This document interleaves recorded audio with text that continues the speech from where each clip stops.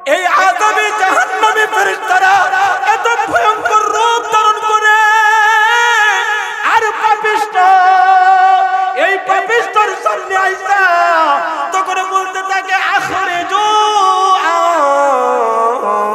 আনফুসাকুম, হে নালায়েক, হে বদকার, হে আল্লাহর দুশমন, হে নবীজির দুশমন, আখরিজু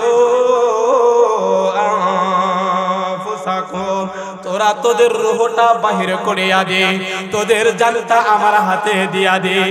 ও দোস্ত, তখন রূহটা এই শরীরের ভিতরে দৌড়াদৌড়ি শুরু করিয়া দেয় আর আজরাইল বলে আখরিজু আনফুসাকুম, তখন তারা যখন বাহির করে দেয় না, আল-ইয়াউমা তুজজাউনা আযাবাল হুন। আয়াতের তাফসীরের ভিতরে হাদিস দ্বারা বর্ণনা করেন এই যে ফেরেশতাদের হাতের নখগুলি এক একটা বড় বড় হয়ে যাবে, এমন বড় বড় নখ, এত ধারালো নখ, চেহারার আকৃতিটা হবে আরো ভয়ঙ্কর। ও দোস্ত, শিওরের মধ্যে এই মৃত্যুর যন্ত্রণায় যে মানুষটা কাতরায়, তার ভাই বেরাদর আপনজন মাথার শিওরে বসে থাকে, তার চতুর্পার্শ্ব দিয়ে ঘেরাও করিয়া রাখে। আর এমন সময় দেখবেন অনেক মানুষ কয়ে পানি দাও, পানি দাও, মনে হয় সমুদ্রের একটা সমুদ্র ডালিয়া দিল, তার পানির পিপাসা নিবারণ হবে না, পানি চাই, পানি চাই।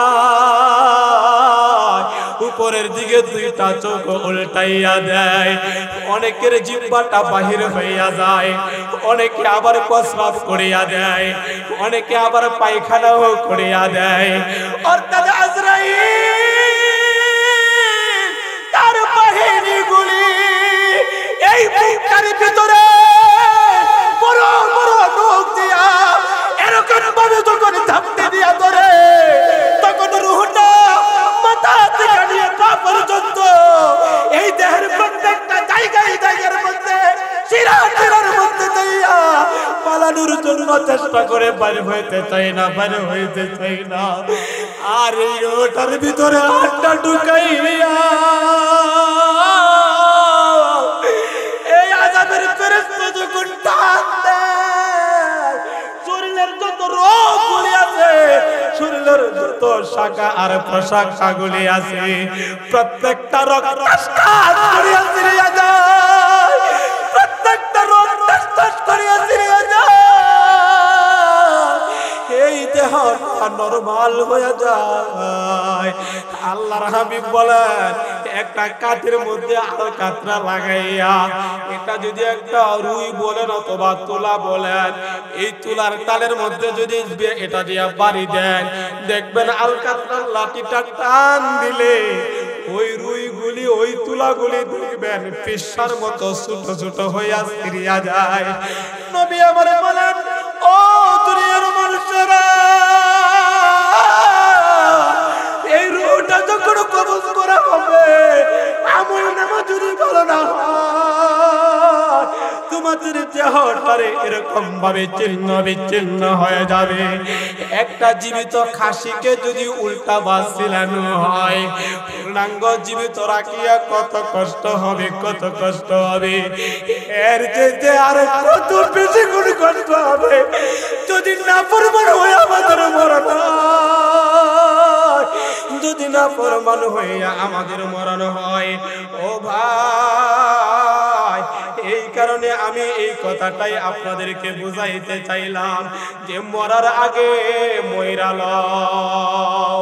قال رسول الله صلى الله عليه وسلم موتوا قبل أن تموتوا। আল্লাহর হাবিব বলেন, ও দুনিয়ার মানুষেরা, তোমরা মরার আগে মরো। মরার আগে মরো বলতে এটা কি বুঝায়? অর্থাৎ মরার আগে একটু মরার জন্য মুরাকাবা করো। তার কারণ হলো, কুল ইন্নাল মাউতাল্লাযী তাফিরুনা মিনহু ফাইন্নাহু মুলাকীকুম সুম্মা তুরাদ্দুন সুম্মা তুরদ্দুনা ইলা আলিমিল গায়ব ওয়াশ-শাহাদাতি ফায়ুনাব্বিউকুম বিমা কুনতুম তা'মালুন।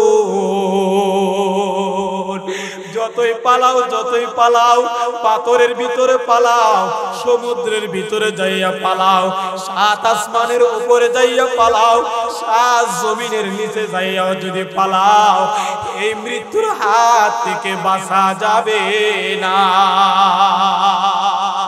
ও আমার ভাই, মওতু ক্বাবলা আনকা মওতু। একটু সামান্য পরিমাণ কষ্ট হইতেছে আপনাদের, হ্যাঁ কষ্ট হইতেছে একটু। আমি তো আউট কোনো কিসসা কাহিনী না, কুরআন শরীফের আয়াতের তরজমাগুলি সামান্য একটু একটু আলাদা কথাগুলি বইলা আপনাদেরকে হাদিস থেকে বুঝাইতেছি।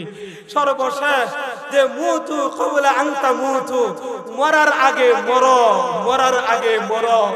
মরার আগে কেমনে মরবেন ও বন্ধু, মরার আগে কেমনে মরবেন? আল্লাহর হাবিব বলেন মরার আগে মরার জন্য মুরাকাবা করো। এই জায়গার মধ্যে বসিয়া, এখন রাত্র প্রায় 12টা বাজে নাই, এখন একটু বসিয়া চিন্তা করে আমার এই 50 বছরের হায়াত পাইলাম, এই হায়াত পাইয়া দুনিয়া কামাই করার জন্য বাড়ি করব, গাড়ি করব, আমি আমার সম্পত্তি করব, আমি আমার বংশের আমি বিস্তার করব, আমার ক্ষমতা হবে, এই হবে সেই হবে। একটাবার চিন্তা করে দেখলেন না দুনিয়াতে কত ক্ষমতা পায়, তারা কেউ দুনিয়াতে থাকতে পারে না। আপনি কার জন্য কি করলেন? এইখানে যদি আপনার মরণ হয়ে যায়, আপনার বাড়ি থেকে আপনার ভাই আসবে, বাবা আসবে, আপনার ছেলে মেয়েরা কান্নাকাটি করিয়া চিল্লাইয়া আসবে। মায়া আর দয়া যত কিছুই দেখাক না কেন, যত আপনের সন্তান আপনার হোক না কেন, আপনার বাবার দেহটা আইসা ও দোস্ত এটাকে ডাকিয়া আর ঘরের ভিতরে নিবে না। আপনি যে ঘরের জন্য, আপনি যে বিল্ডিংটা বাঁধার জন্য চুরি করেছেন, আপনি যে বিল্ডিংটা বাঁধার জন্য হালাল হারামের দিকে তাকান নাই, আপনি সম্পত্তি করার জন্য আল্লাহর কত নাফরমানি আপনি করলেন, এই বিল্ডিং এর ভিতরে আপনার সন্তানগুলি আপনারে নেবে না। বাড়ির সামনে নিয়া, ঘরের সামনে নিয়া শুয়াইয়া রাখবে, মাইকে এলান হবে বাড়িওয়ালার নাই রে বাড়ি, নাই রে দুনিয়াতে, বাড়িওয়ালা নাই রে বাড়ি, নাই রে দুনিয়াতে। বাড়ি গাড়ি মিল ফ্যাক্টরি টাকার পাহাড়, বিলাসিতাই কাটাইয়াছ কতই অহংকার, সুতোই টানে দিলে মালিক,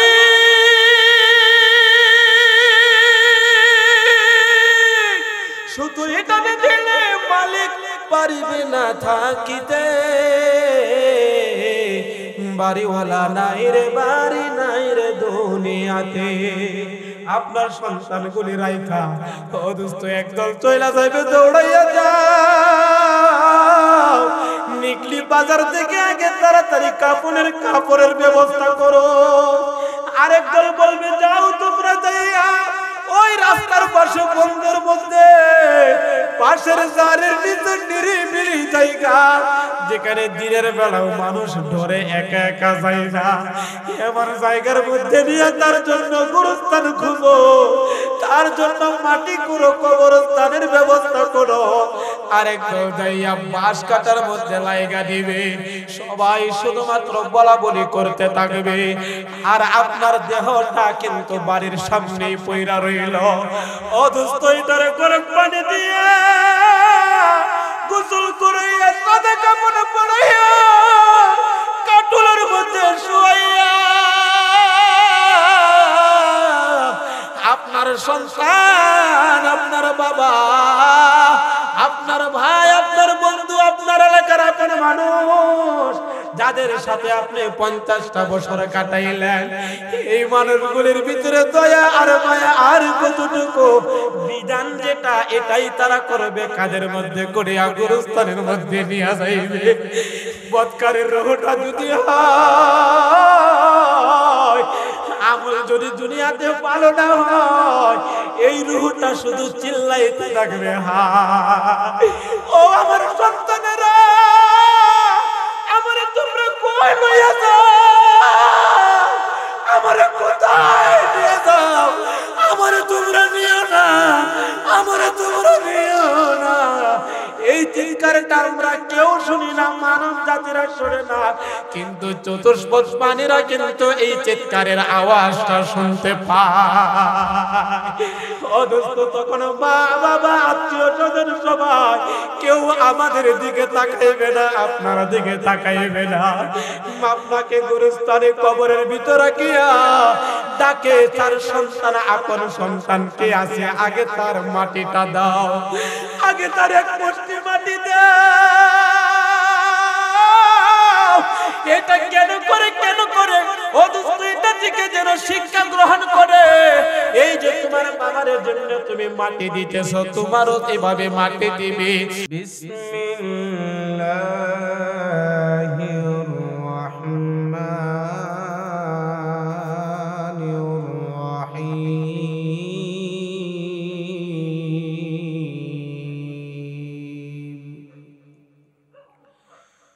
কুল্লু নাফসিন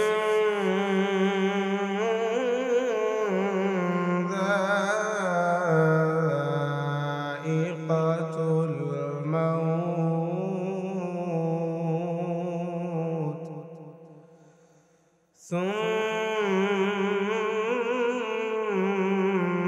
সুম্মা ইলাইনা তুরজাউন।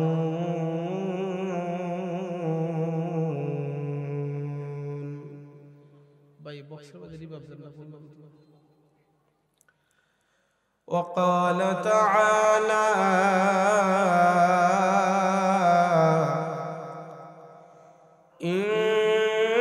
إن الذين قالوا ربنا الله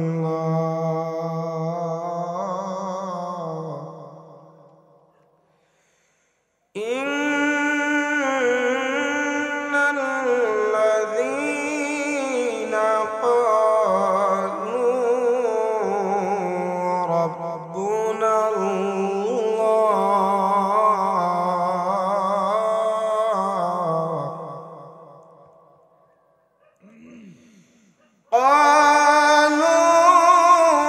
ربنا الله ثم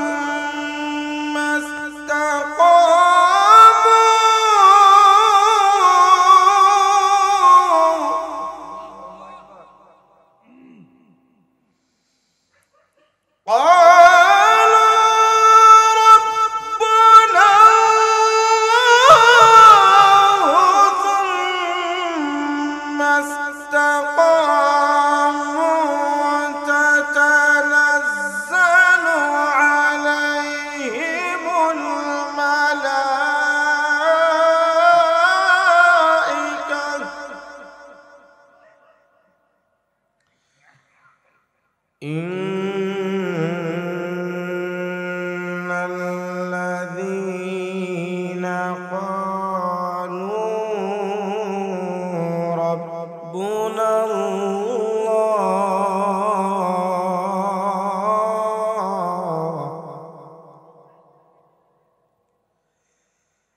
قالوا ربنا الله ثم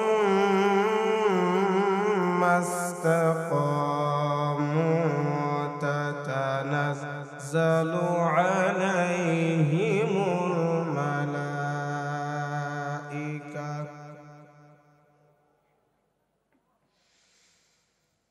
ثم استقاموا تتنزل عليهم الملائكة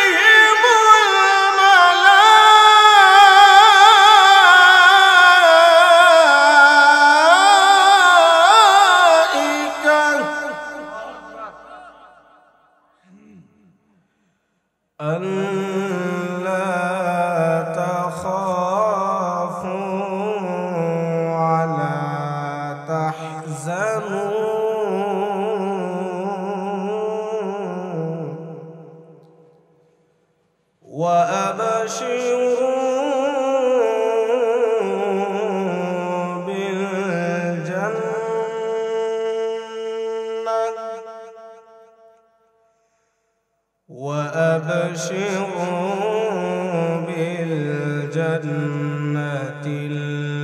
التي كنتم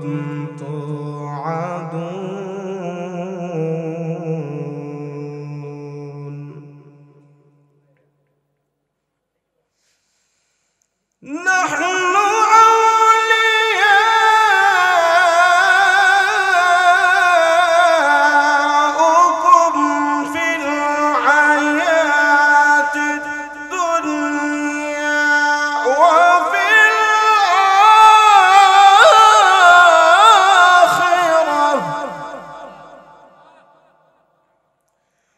ولكم فيها ما تشتهي أنفسكم ولكم فيها ما تدعون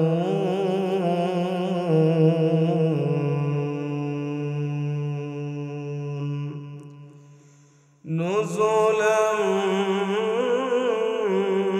من غفور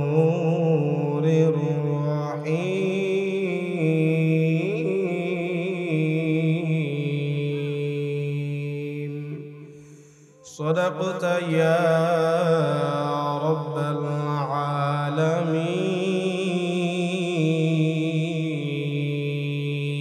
العالمين قال رسول الله صلى الله عليه وسلم أكثروا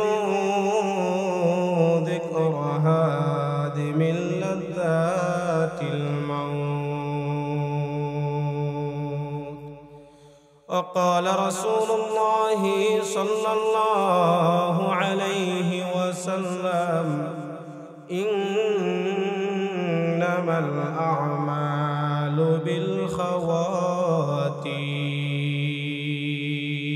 بالخواتيم أو كما قال عليه الصلاة والسلام সকলে নামাজের ভিতরে যে দুরূদ শরীফ পড়ে জবানটা খুলে সবাই পড়ে اللهم صل على محمد وعلى آل محمد كما صليت على إبراهيم وعلى آل إبراهيم إنك حميد مجيد اللهم بارك على محمد وعلى آل محمد كما باركت على إبراهيم وعلى آل إبراهيم إنك حميد مجيد জীবনের চাইতে বেশি ভালোবাসি যারে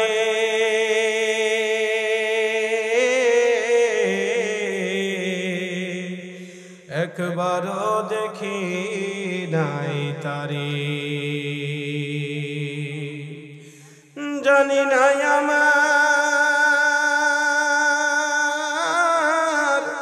ভালোবাসা আছে কি ভুল একবার হলেও দেখা দাও হে প্রিয় রাসূল লা ইলাহা ইল্লাল্লাহ লা ইলাহা একটু কষ্ট করে একটু সামনের দিকে আসুন যে মাহফিলের সৌন্দর্যের ঝলকারতে একটু সামনের দিকে আসুন হ্যাঁ আর না হয় শয়তান ওয়াসওয়াসা দিয়ে আমাদেরকে তুলে নেবে শয়তান ওয়াসওয়াসা দিবে এই দ্বীনি মসজিদ থেকে কোরআনের মাহফিল থেকে আমাদেরকে তুলে নেবে এটা স্বাভাবিক যে ইনশাআল্লাহ আর জিকির করে লা ইলাহা ইল্লাল্লাহ লা ইলাহা ইল্লাল্লাহ সুবহানাল্লাহ আলহামদুলিল্লাহ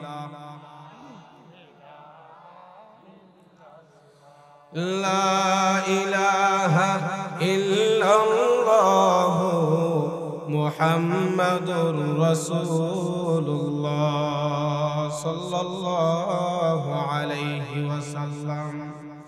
আলহামদুলিল্লাহ, আল্লাহ রাব্বুল আলামিনের দরবারে অসংখ্য অগণিত লাখো কোটি শুকর, যিনি আমাকে এবং আপনাদেরকে বাংলাদেশ থেকে যাচাই বাছাই করে সাজনপুর দারুল কুরআন জুম্মাবাড়ি আদর্শ হাফিজিয়া মাদ্রাসা ও এলাকাবাসীর উদ্যোগে কবরবাসীর রূহের মাগফিরাত কামনায় নবম বার্ষিকী ওয়াজ ও দুয়ার মাহফিলে রাত এখন এই তো 5 মিনিট কম 11টা।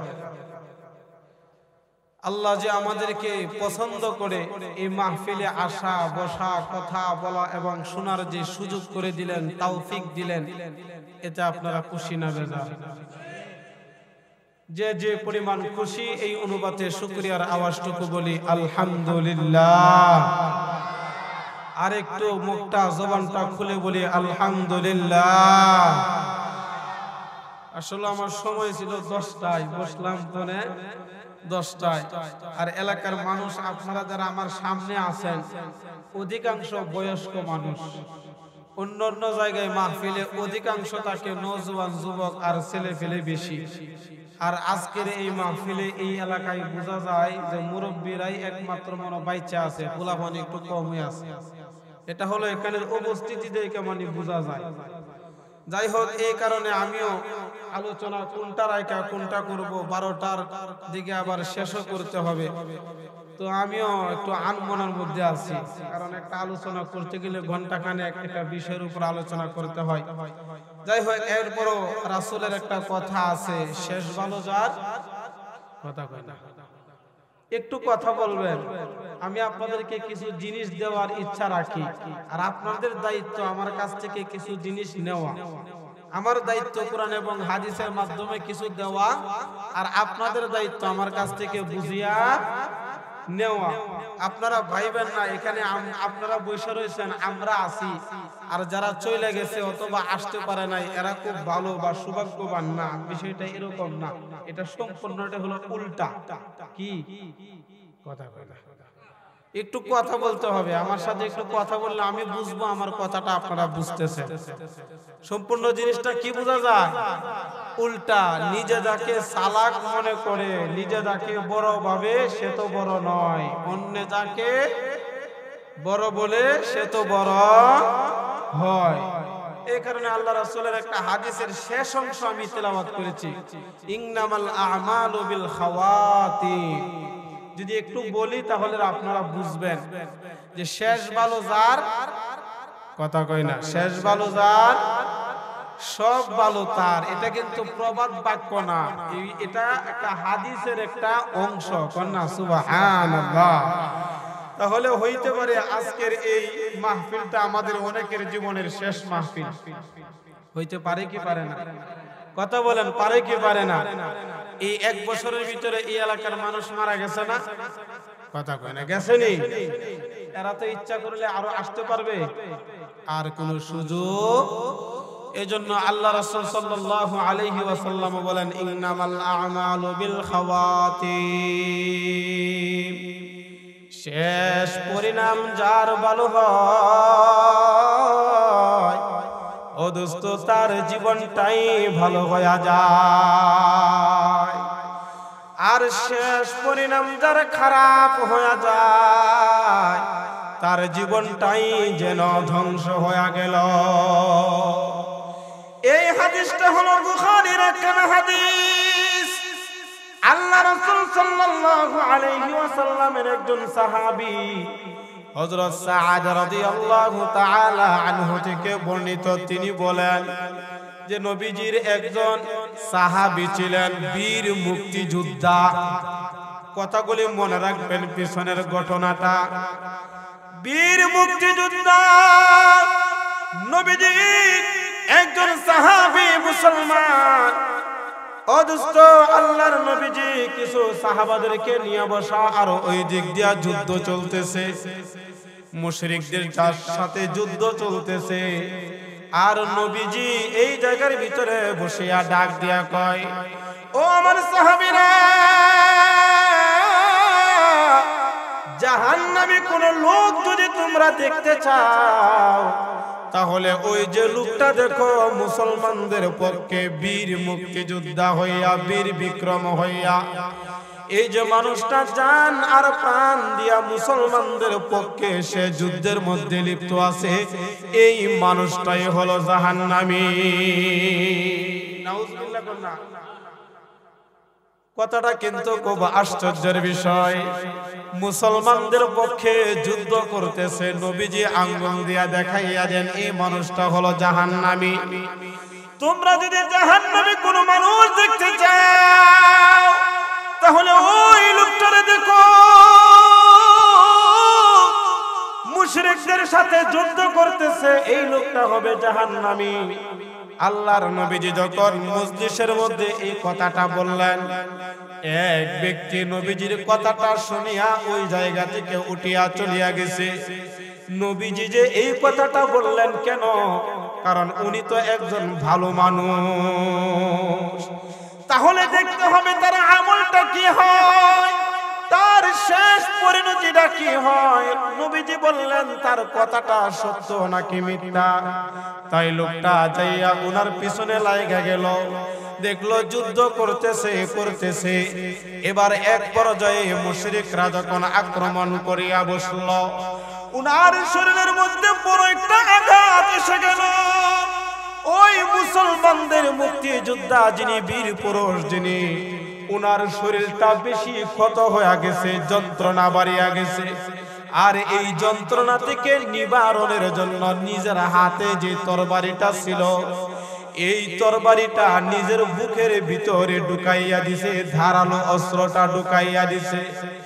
ঢুকাইয়া দিয়ে সে একটা লাফ দিছে। এই লাফ দেওয়ার কারণে তরবারিটা বুকটা ফাড়িয়া পিছন দিক থেকে দুই কাঁধের মধ্যস্থল দিয়া এই তরবারিটা বের হয়ে গেছে। অর্থাৎ সে যুদ্ধের ময়দানে যুদ্ধ করে সর্বশেষ তার কষ্টটা আর সহ্য করতে পারে নাই। তার ক্ষত বিক্ষত শরীরটার যে জ্বালা আর যন্ত্রণা, এটা সে সহ্য করতে পারে নাই, যার কারণে সর্বশেষ সে আত্মহত্যাটাকে বাঁচিয়ে নিল। এই ঘটনাটা যখন দেখলেন, ওই ব্যক্তিটা, যে ব্যক্তিটা ওই ব্যক্তির পিছনে লাগে গেছিল নবীজির কথাটা শুনিয়া, উনি দাঁড়াইয়া দেখলেন তার বুক দিয়া তরবারিটা নিজে নিজে ঢুকাইয়া দিছে। আর এর কারণে নিজে নিজে চটপট করিয়া তার ইন্তেকাল হয়ে গেছে, মরণ হয়ে গেল। এবার ব্যক্তিটা আসিয়া রাসূলের দরবারে বলেন, ইয়া রাসূলুল্লাহ, ইয়া হাবিবাল্লাহ, ও আল্লাহর হাবিব, আপনি যে সত্য নবী, আপনি যে সত্য রাসূল, এর ভিতরে কোনো ভুল নাই, এর ভিতরে কোনো সন্দেহ নাই। চিল্লায় বলেন না সুবহানাল্লাহ। বলে নবীজি, আপনি যে ওই ব্যক্তিটার কথা আপনি আমাকে বললেন, আমি তো তার পিছনে লাগা গেলাম। এবার নবীজির কাছে আয়েশা বলে, আপনি হলেন সত্য নবী। নবীজি এবার জিজ্ঞাসা করে, তুমি কেমনে আমারে সত্য নবী তুমি যাচাই বাছাই করলা? ওই ব্যক্তিটা ডাক দিয়া কই, ইয়া রাসূলুল্লাহ, ইয়া হাবিবাল্লাহ, আপনি যে বললেন এই ব্যক্তিটা জাহান্নামী, সে সত্যিকার অর্থে তাকে দেখলাম যুদ্ধের ময়দানে মুশরিকদের পক্ষ থেকে যখন আঘাত আসলো উপরে, তার শরীরটা ক্ষত বিক্ষত হয়ে যায়। সে যন্ত্রণার কারণে চটপট করতেছিল। এক পর্যায়ে সে যন্ত্রণা সহ্য করতে না পারিয়া নিজে নিজে আত্মহত্যার পথটা সে বাঁচিয়া নিল। অর্থাৎ নিজের জানটা সে নিজে দিয়া দিল। এবার নবীজি বলতে লাগলেন, শুনো, পৃথিবীর বুকে দুই কোয়ালিটির লোক আছে। বলেন কয় কোয়ালিটির? সবাই কয় না, কয় কোয়ালিটির? দুই কোয়ালিটির লোক আছে। আশ্চর্যজনক এই হাদিসটা দোস্ত। এই হাদিসটা গাড়ির ভিতরে আসতেছে, তখন এটা পড়তে পড়তে এটা চোখের সামনে পড়লো। তাই এই হাদিসটাই আগে আপনাদেরকে বললাম, খুব গুরুত্বপূর্ণ একটা হাদিস। আল্লাহর হাবিব বলেন, শুনো, পৃথিবীর বুকে কিছু মানুষ আছে যারা ভালো ভালো কাজ করে, কিন্তু এই মানুষটা হলো জাহান্নামী। আর পৃথিবীর বুকে আরো কিছু মানুষ আছে যেই মানুষগুলি জাহান্নামীদের কাজ করে, জাহান্নামীদের কাজ সর্বশেষ এই মানুষগুলি হয়ে যায় জান্নাতি। কন্না আল্লাহু আকবার।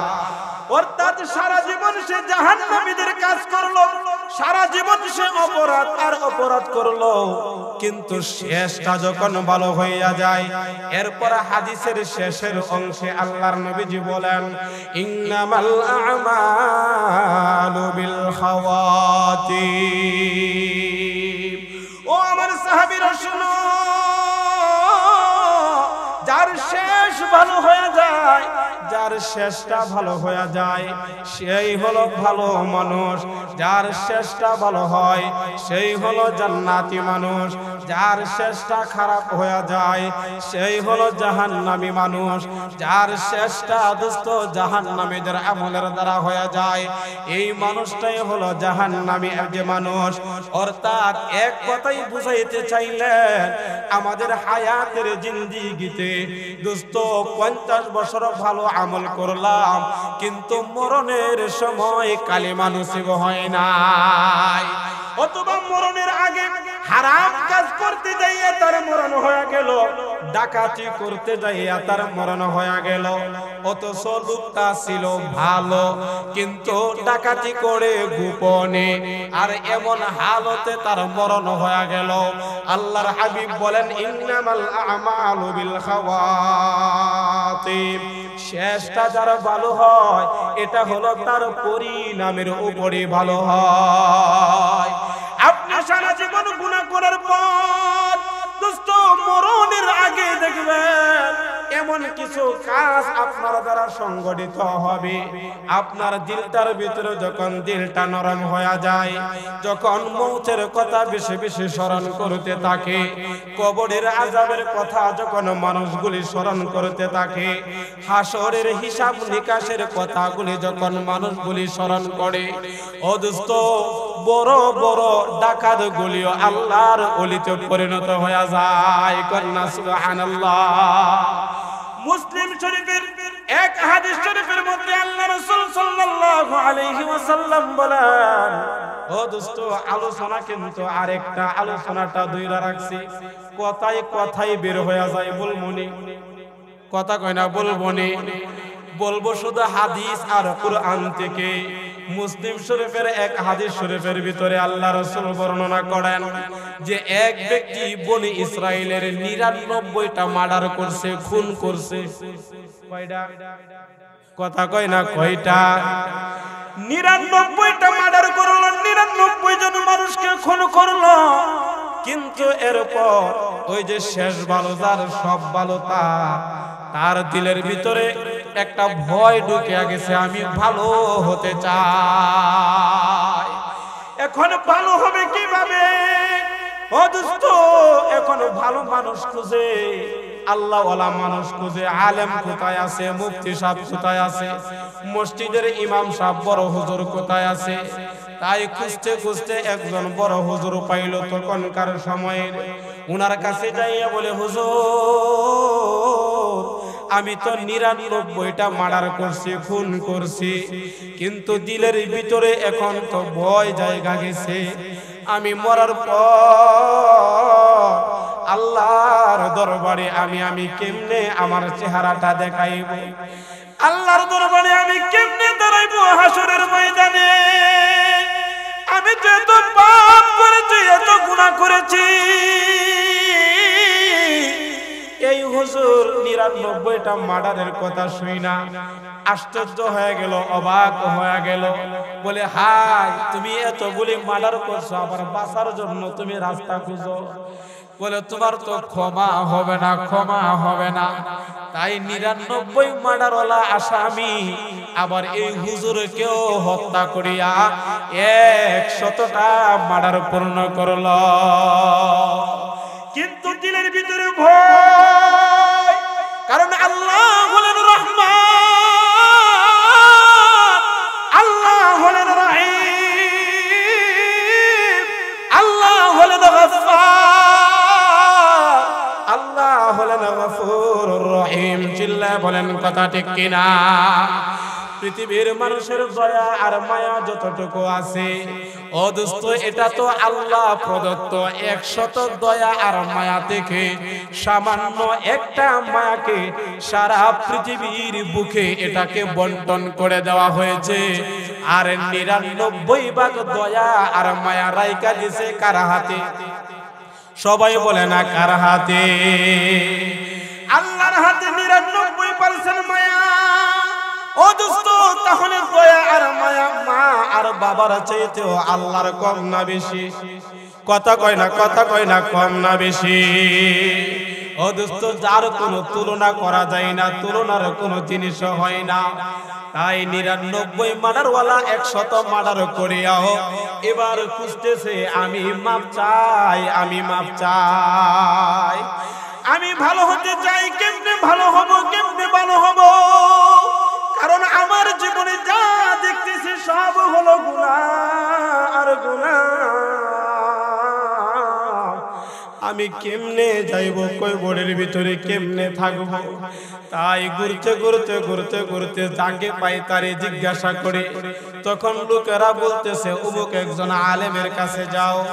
ওই আলেমের কাছে গেল, ওই আলেম বলে তুমি এই এলাকায় থাকবা না, একজন সত্যিকারে আল্লাহ ওয়ালা আলেম আছে, যদি তুমি বাঁচতে চাও, তওবা করতে চাও, তাহলে তোমাকে নিকলি থেকে কিশোরগঞ্জ যেতে হবে। কোথায়? একটা উদাহরণ দিতেছি আপনাদেরকে সহজে বোঝানোর জন্য। নিকলি থেকে কিশোরগঞ্জ যেতে হবে। কিশোরগঞ্জে জামিয়া ইমদাদিয়া মাদ্রাসা আছে। ওই মাদ্রাসার বড় হুজুর, খুব বড় আল্লাহওয়ালা একজন আলেম, উনার কাছে যাও। উনি যদি তোমাকে তওবা করায়, উনি তোমাকে দিক নির্দেশনা দিয়া দিবে, তাহলে আল্লাহ হয়তোবা তোমাকে মাফ করে দিতে পারে। বলেন না সুবহানাল্লাহ। ওই ব্যক্তিটা নিকলি থেকে রওনা হয়েছে। দোস্ত, সারাটা জীবন শুধু গুনাহ আর গুনাহ, শুধু গুনাহ আর গুনাহ। কিন্তু নিকলি থেকে রওনা হয়ে গেছে, তার জীবনেরও হায়াত ফুরাইয়া গেছে। এখন সে ভালো হতে চায়, কিন্তু ভালো হওয়ার সময়ও শেষ, আর তার হায়াতের জিন্দেগিটাও শেষ হয়ে গেল। হাদিসের বর্ণনা হলো, ওই ব্যক্তিটা যখন মধ্যস্থলে গেল, তখন এই আজরাইল আলাইহিস সালাতু ওয়াস সালামের বাহিনী আইসা সামনে দাঁড়াইয়া গেল, রাখো, আর সামনে যাইতে পারবা না, এখানে তোমার শেষ, তোমার জান এখন কবজ করা হবে। আজরাইলের চেহারাটা দেখা ওই পাপিষ্ট বান্দা সে মাথাটা ঘুরাইয়া বেহুশ হইয়া জমিনের মধ্যে পড়ে গেছে। আর মনের মধ্যে দুর্বলতা হলো, হায়, আমি তো তওবা করার জন্য, আমি তো ভালো হওয়ার জন্য রওনা দিলাম। ওগো মালিক, সারা জীবন গুনাহ করলাম, গুনাহ করলাম, এখন তো ভালো হওয়ার জন্য রওনা দিলাম। মালিক, আমি কি ভালো হইতে পারবো না? লোকটার দিলের ভিতরে এরকম বিভিন্ন কল্পনা আর জল্পনা, একটা কথাই, আমি ভালো হতে চাই, আমি ভালো হতে চাই। লোকটা জমিনের মধ্যে পড়িয়া গেল। আজরাইল আলাইহিস সালাতু ওয়াস সালামের বাহিনী, দুই প্রকারের বাহিনী আছে। একটা হলো নেককার রহমতের ফেরেশতা, আর একটা হলো বদকার জাহান্নামীদের ফেরেশতা। এই দুই দল ফেরেশতা আইসা হাজির হয়ে গেছে। দুই দলের মধ্যে এবার কারাকারি শুরু হয়ে গেছে। চিল্লায় বলেন না সুবহানাল্লাহ। রহমতের ফেরেশতারা বলে, ওই ব্যক্তির রূহটা আমরা গ্রহণ করব, কারণ হলো এই লোকটা ভালো হওয়ার জন্য তো সে বের হয়ে আছে। আর জাহান্নামের গজবের ফেরেশতারা কয় না না না, ওর জীবনে কোনো নেক আমল নাই, সে তো 100টা মার্ডার করছে, যা করছে সব পাপের কাজ করছে, তার তো কোনো আমল নামার ভিতরে ভালো কাজ নাই, তার রূহটা আমরা কবজ করব। এই নিয়ে দুইজন ফেরেশতার মধ্যে ঠেলা ধাক্কা শুরু হয়ে গেছে, কথা কাটাকাটি শুরু হয়ে গেছে, চইলা গেল তার ফয়সালা স্বয়ং আল্লাহর দরবারে। আল্লাহু আকবার। তো মার্ডার করিয়া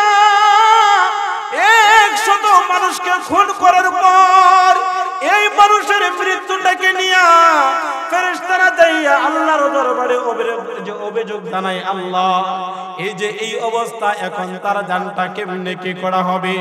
আল্লাহ রাব্বুল আলামিন আরেকজন তৃতীয় ফেরেশতা পাঠাইয়া বলে, তুমি যাইয়া এটারে মীমাংসা দিবা। বলে কেমনে দিবা? তুমি যাইয়া যেই ব্যক্তিটা 100 মার্ডার করলো তার বডিটারে মাইফা দেখবা, যে নিকলি থেকে কিশোরগঞ্জ পর্যন্ত রওনা দিছে, এখন তার বডিটা কি বেশিরভাগ অংশ নিকলির ভিতরে আছে নাকি যেই এলাকায় যাইতেছিল কিশোরগঞ্জ ভালো হওয়ার জন্য এই এলাকার দিকে বেশি আছে কিনা? وَنَضَعُ الْمَوَازِينَ الْقِسْطَ لِيَوْمِ الْقِيَامَةِ فَلَا تُظْلَمُ نَفْسٌ شَيْئًا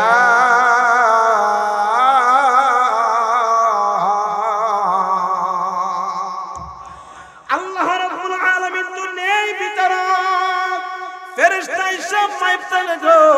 ও দোস্ত মাফিয়া দেখে লোকটা যখন দাঁড়া থেকে আজরাইলকে দেখে যখন পয়রা গেছিল জমিনের উপর, এই লোকটা জমিনের উপর পড়ার পরেও সর্বশেষ যখন যারা জানতা কবজ করবে, এই কবজ করার আগ মুহূর্তে তার ইচ্ছাটা হইল আমি ভালো হতে চাই, আমি সামনের দিকে যাইতে থাকি। সর্বশেষ একটা ধাক্কা দিয়া আধা হাত পরিমাণ কিতাবের ভিতরে লেখে সামান্য একটু জায়গা, সে কিশোরগঞ্জের দিকে একটু বেশি তার দেহটা চলে গেছে। এটা দেখি এবার বলে তার রূহটা কারা নিবা? তার রূহটা নিবা রহমতের ফেরেশতা। কারণ হলো এই লোকটা ভালো হতে চাইছিল, সে তো সারা জীবন গুনাহ করেছে, কিন্তু মরণের আগে আগে তার দিল থেকে তার তওবা সে টিকি করে নিয়েছিল। সে এখন প্রকাশ্যভাবে একজন আল্লাহওয়ালার কাছে যাইয়া তার এটা বিশ্বস্ত করানোর জন্য তার দিল তো আল্লাহর দরবারে কবুল হয়ে গেছে। এই কারণে 100 মার্ডার করার পরেও এই মানুষটাকে আল্লাহ তাআলা রহমতের ফেরেশতা পাঠাইয়া তার রূহটাকে ও দোস্ত ইল্লিয়িন জান্নাতের দিকে নিয়ে গেছে। বলেন সুবহানাল্লাহ। অর্থাৎ কথাই কথাই বের হয়। আমি যে বিষয়টা নিয়ে আলোচনা করব এটাই হলো যে আকসিরু যিকরা হাদিমিল লাযাতিল মাউত। মানুষের দিলের ভিতরে যদি মৃত্যুর ভয় যদি দুইকা যায়, পরকালের ভয় যদি দুইকা যায়, তাহলে এই মানুষটা আল্লাহওয়ালা হইতে আর সময় লাগে। তাহলে আপনারা এখানে যারা আছেন, আপনাদেরকে বোঝানোর জন্য এই হাদিসটা আমি বললাম, ইন্নামাল আ'মালু বিল খাওয়াতিম। শেষ ভালো যার, বলেন বলেন সবাই বলেন শেষ ভালো যার, সবাই বলেন শেষ ভালো যার, সব ভালো থাক। তাহলে ও পর্দার অন্তরালের মা বোনেরা, জানা নাই আমাদের আজকের এই আলোচনাটা আমাদের কার জীবনের সর্বশেষ আলোচনা? কথা বলেন ঠিক কিনা? এই জন্য আমি কুরআনুল কারীমের 2 জায়গা থেকে আয়াতে কারিমা তিলাওয়াত করেছি। একটা হলো সূরা আনকাবুতের শেষের দিকে একখানা আয়াত তেলাওয়াত করেছি। 2 নাম্বার হলো আমি সূরা হামিম আস-সাজদার 30 এবং 31 নম্বর 32 নম্বর আয়াতে কারিমা তেলাওয়াত করেছি। অসংখ্য হাদিস থেকে 2টা হাদিসের টুকরা পেশ করেছিলাম। আল্লাহ রাব্বুল আলামিন এই আয়াতের ভিতরে 1 নাম্বার বলেন, কুল্লু নাফসিন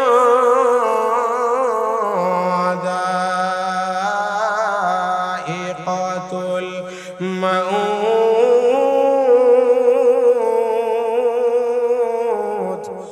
সুম্মা ইলাইনা তুরজাউন।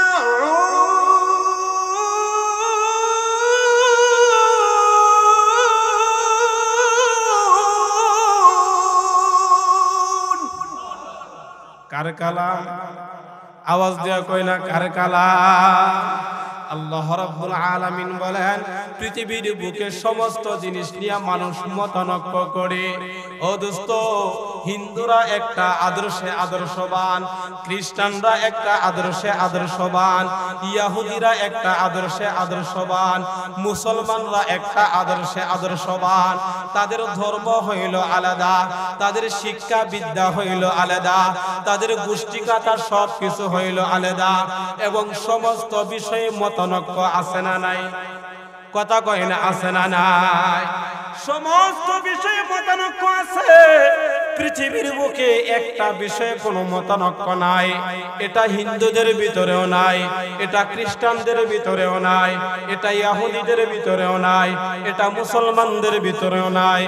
এক কথা বলতে, যত প্রাণী আছে সমস্ত প্রাণীরা জানে তাদের প্রত্যেকেই মৃত্যুর স্বাদ গ্রহণ করতে হবে। কথা বলেন ঠিক কিনা? মরণ থেকে যতই পালানো তো যাবে না। এই জন্য আমার ভাই, এই এলাকাতে অনেক মানুষ ছিল, ধাপে ধাপে সবাই চইলা গেল। সিরিয়ালে একদিন আমিও চইলা যাব, আপনারাও চইলা যাবেন। কথা বলেন ঠিক কিনা? এই বিষয়ে কি কারো কোনো বেজাল আসেনি? এমন কেউ আছেন হুজুর আমার মরণ হবে না, এমন কেউ আসেননি? কিন্তু দোস্ত, আমাদের চলাফেরা দেখলে বোঝা যায় আমরা মনে হয় মরব না। এই জন্য কবির ভাষায় বলে, ও তুই এই দুনিয়ার মায়াই পরে করছো কত বাহানা,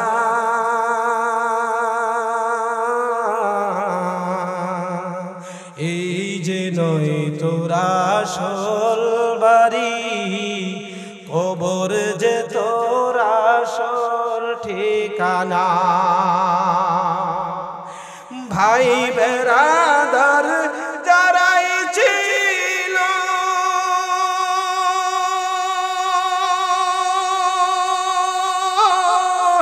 একে একে সব হারালো। তুমি আমি কেউ রব না, তুমি আমি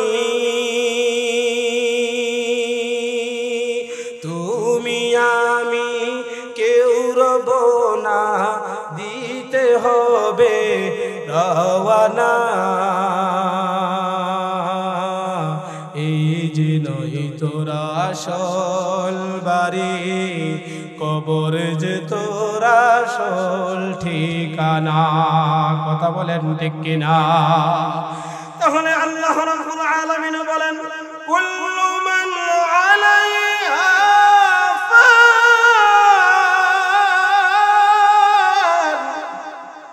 কুল্লু মান আলাইহা ফান,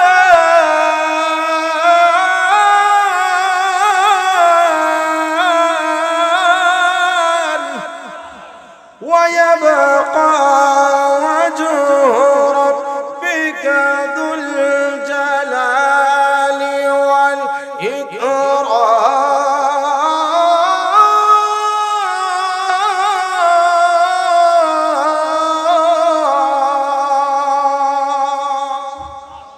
কার কালাম? আওয়াজ দিয়ে বয় না কার কালাম? আল্লাহ বলেন, পৃথিবীতে যা কিছু আছে সব কিছু ধ্বংস হয়ে যাবে, সব কিছু ধ্বংস হয়ে যাবে। মানুষ তো থাকবে না, কুকুর বিড়াল শিয়াল যেগুলি আছে ওইগুলিও থাকবে না, এই আসমানও থাকবে না, এই জমিনও থাকবে না। এমনকি আমাদের কাজে যত ফেরেশতাকুল আছে এই ফেরেশতারাও সব একদিন ধ্বংস হয়ে যাবে, সবার মরণ হয়ে যাবে। এমনকি স্বয়ং আজরাইল যিনি আমাদের জান কবজের দায়িত্বের ভিতরে আছেন, এই আজরাইলেরও তার জানটা নিজে বাহির করতে হবে। তাহলে এই আয়াত দ্বারা আমি জিনিসটা আপনাদেরকে বুঝাইতে চাইলাম, দোস্ত আমাদের মরণ কিন্তু সামনে আছে না নাই? কথা বলে না আছে না নাই? কিন্তু কখন হবে, কোন দিন হবে, দিনে হবে নাকি রাত্রে হবে, এটা আমরা জানি না। এই কারণে আল্লাহ রাব্বুল আলামিন বলেন, ইন্নাল্লাযীনা ক্বালু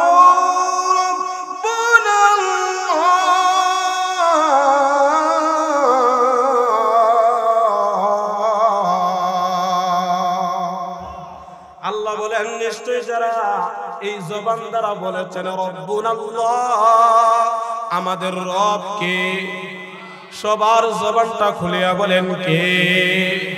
অর্থাৎ জীবনের সর্বশেষ আল্লাহর নামগুলি আমরা আমাদের জবান দ্বারা বলতেছি। রব্বুনাল্লাহ, আমাদের রব হইল একমাত্র কে। আল্লাহ বলেন যে মানুষগুলি জবান দ্বারা বলেছে আমার রব হইল আল্লাহ, এই স্বীকৃতি যারা দিয়েছে এবং এই স্বীকৃতির উপর যারা অটল রয়েছে, আল্লাহ রাব্বুল আলামিন বলেন যারা অটল রয়েছে তাদের মউতটা হবে খুব আনন্দের একটা মউত। বলেন না সুবহানাল্লাহ। অর্থাৎ এই যে স্বীকৃতিটা, এই স্বীকৃতিটা কিন্তু আমরা সবাই দিয়েছিলাম। এই কথাটা আল্লাহ রাব্বুল আলামিন কুরআনুল কারীমের ভিতরে উল্লেখ করিয়া বলে দিয়েছেন, ওয়া ইয আখাযা রাব্বুকা মিন বানি আদামা মিন যুহুরিহিম যুররিয়াতাহুম ওয়া আশহাদাহুম আলা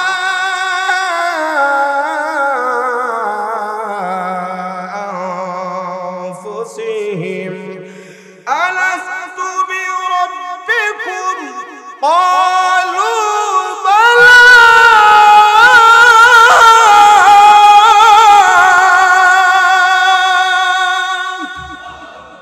এই যে স্বীকৃতিটা ক্বালু রাব্বুনাল্লাহ যারা দিয়েছিল, আমরা সবাই কিন্তু রূহের জগতে আল্লাহ তাআলা আমাদের কাছ থেকে এই স্বীকৃতিটা নিছিল। আপনারা আশ্চর্য হয়ে যাবেন এই কুরআনের বর্ণনা আলোচনা শুনলে। কেমনে নিছিল? ওয়া ইদ আখাযা রাব্বুকা মিন বানি আদামা মিন যুহুরিহিম, হযরত আদম আলাইহিস সালাতু ওয়াস সালাম কে আল্লাহ মাটি দিয়া বানাইছেন। কি দিয়া? কথা বলে না কি দিয়া? আল্লাহ মাটি দিয়া বানাইয়া এর ভিতরে রূহটা মুৎকান দিয়া দিলেন। সেই আদম আলাইহিস সালাতু ওয়াস সালাম ছিল জান্নাতের ভিতরে, এই জান্নাত থেকে পাঠাইলেন আবার দুনিয়ার ভিতরে। এই আদম আলাইহিস সালাতু ওয়াস সালামের পিঠ থেকে মিন যুহুরিহিম যুররিয়াতাহুম ওয়া আশহাদাহুম আলা আনফুসিহিম, আল্লাহ রাব্বুল আলামিনের হুকুমে রূহের জগতে সমস্ত রূহগুলিকে আল্লাহ রাব্বুল আলামিন এক নাম্বার বর্ণনা হলো এই আয়াতে।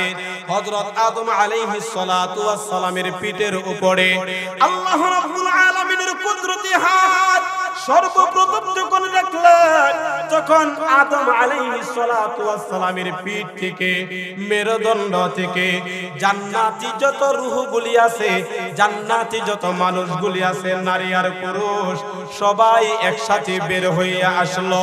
দুই নাম্বার হলো দ্বিতীয়বার যখন আদম আলাইহিস সালাতু ওয়াস সালামের পিঠের মধ্যে আল্লাহ রাব্বুল আলামিনের কুদরতি হাতটা রাখলেন, তখন জাহান্নামী যত মানুষ আছে ওই মানুষগুলির রূহগুলি বের হইয়া আসলো। এক বর্ণনায় হলো ওই রূহগুলিকে আল্লাহ তাআলা ছোট ছোট পিপিলিকার মতো ধারণ করিয়া একটা মাঠের মধ্যে সমবেত করলেন এবং তাদেরকে আমাদের যে জ্ঞান বুদ্ধি আছে এই জ্ঞান বুদ্ধি দিয়া হাসরের এই জ্ঞান বুদ্ধি দিয়া ওই রূহের জগতে আল্লাহর সামনে তাদেরকে দাঁড় করাইলেন। দাঁড় করাইয়া আল্লাহ রাব্বুল আলামিন তাদেরকে প্রশ্ন করেছিলেন, আলাস্তু বিরাব্বিকুম, আমি কি তোমাদের প্রভু নই? আমি কি তোমাদের রব নই? তখন প্রত্যেকটা রূহ তারা দ্বিধা দ্বন্দ্বহীন ভাবে একত্রে তারা ডাক দিয়া বলছিল, ক্বালু বালা।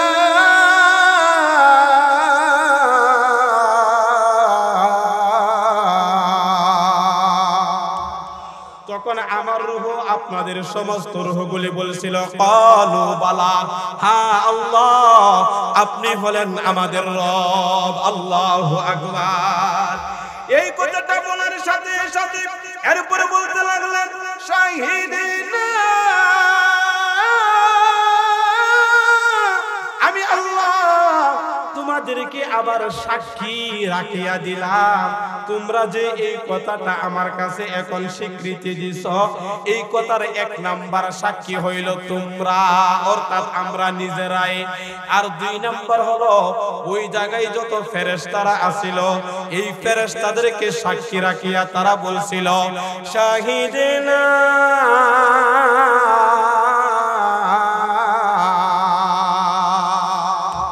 যে আমরা সাক্ষী থাকলাম। এরপরে আল্লাহ রাব্বুল আলামিন বলেন, আতাকুলু ইয়াউমাল কিয়ামাতি ইন্না কুন্না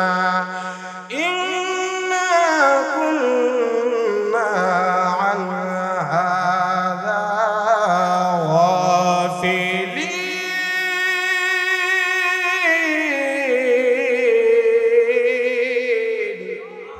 এবার স্বীকৃতির সাক্ষীও আল্লাহ তাআলা নিয়ে নিলেন যে এই কারণে আমি স্বীকৃতিটা নিলাম।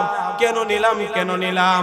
তোমরা তো দুনিয়াতে যাওয়ার পর আবার যখন হাসরের ময়দানে তোমাদেরকে একত্রিত করব ইয়াউমাল কিয়ামাতি ইন্না কুন্না আন হাযা গাফিলিন, তখন তোমরা বলবা আমরা এসব কথা বলি না। তখন এই কথাটা তোমরা বলবা, এই কারণে এই কথা যেন বলতে না পারো হাসরের ময়দানে, এই কথা যেন তোমরা বলতে না পারো যে আমরা তোমাকে রব হিসাবে মানি নাই। এই কারণে আমি তোমাদেরকে এক নাম্বার সাক্ষী রাখলাম। দুই নাম্বার আল্লাহ রাব্বুল আলামিন বলেন, আবার আমরা যেন এই কথাটাও বলতে না পারি, আও তাকুলু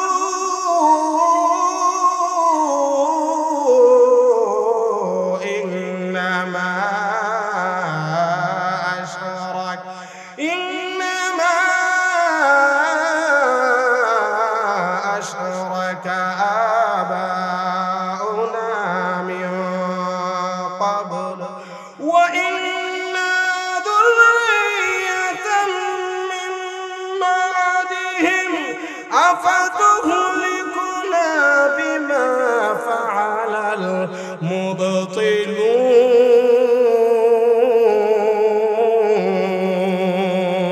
الله أكبر ভাল লাগেনি কথা কই না ভাল লাগেনি এটা ভাল লাগবে ঈমানদারদের কাছে ভাল লাগবে কারণ কুরআনুল কারীমের আয়াত আর হাদিস থেকে তার বর্ণনা ঈমানদার যেমন আছে তার ঈমান আরো বাড়তে থাকবে রাত্র যত বেশি হবে শুনতে আরো বেশি মজা লাগবে তার কারণ হলো এটা দুনিয়ার কোনো মানুষের কোনো কথা না এটা হলো স্বয়ং আল্লাহ রাব্বুল আলামিনের কালাম কথা বলেন ঠিক কিনা আল্লাহ তাআলা সূরা আনফালের 2 নম্বর আয়াতের ভিতরে বলেন ওয়া ইযা তুলিয়াত আলাইহিম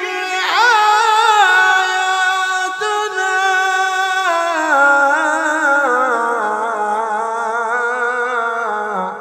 ওয়া ইযা তুলিয়াত আলাইহিম আয়াতুহু জাদাতহুম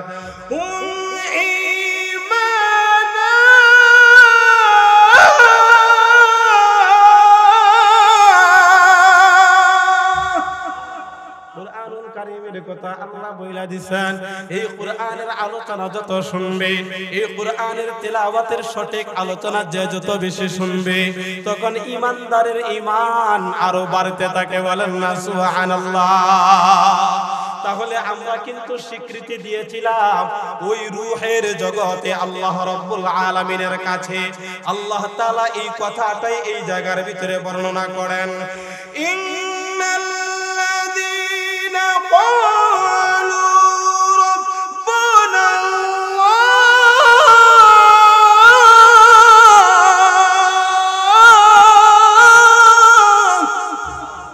আল্লাহ বলেন যারা বলেছে আমাদের রব হইল আল্লাহ, আর এই কথার উপর তুম্মাস্তাকামু ইস্তিকামাত রয়েছে, অটল রয়েছে। আল্লাহ বলেন তাদের মওতের সময়, তাদের কবরের জগতে, তাদের হাসরের ময়দানে তাদেরকে জান্নাতের ভিতরে ঢুকানোর আগ পর্যন্ত আমি আল্লাহর পক্ষ থেকে একদল বিশেষ ফেরেশতা আমি পাঠাইয়া দিই। বলেন সুবহানাল্লাহ।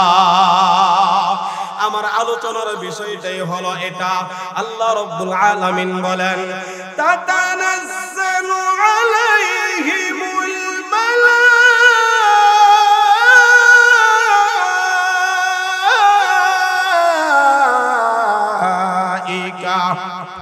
আল্লাহ বলেন তাতানাজ্জালু আলাইহিমুল মালাইকা। ও দোস্ত, আসমান থেকে ফেরেশতার একটা দল আইসা করে যখন মানুষের মওতের সময় আসিয়া যায়, এই যে দেখেন একটু দিলটাকে নরম করিয়া, ও দোস্ত কুরআনুল কারীমের দিকে নজর করিয়া মনোযোগ দিয়া কথাগুলি শুনবেন, দিলটা এখন নরম হয়ে যাবে। আল্লাহ রাব্বুল আলামিন বলেন তাতানাজ্জালু আলাইহিমুল মালাইকা, আমি তাদের নিকট ফেরেশতা পাঠাইয়া দিই। দুই প্রকারের ফেরেশতা।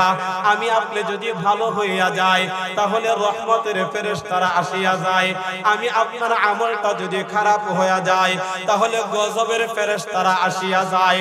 রহমতের ফেরেশতা আসিয়া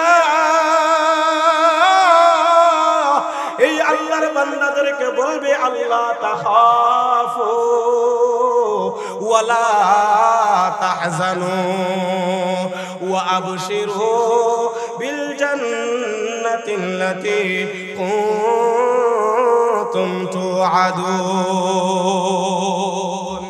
এই যে মওতের সময় দেখবেন ভাই, কত মানুষের জিহ্বাটা বের হইয়া যায়, কত মানুষের চেহারাটা বাঁকা হইয়া যায়, কত মানুষ মওতের সময় প্রস্রাব পায়খানাও করিয়া দেয়। কথা বলেন আছে না নাই?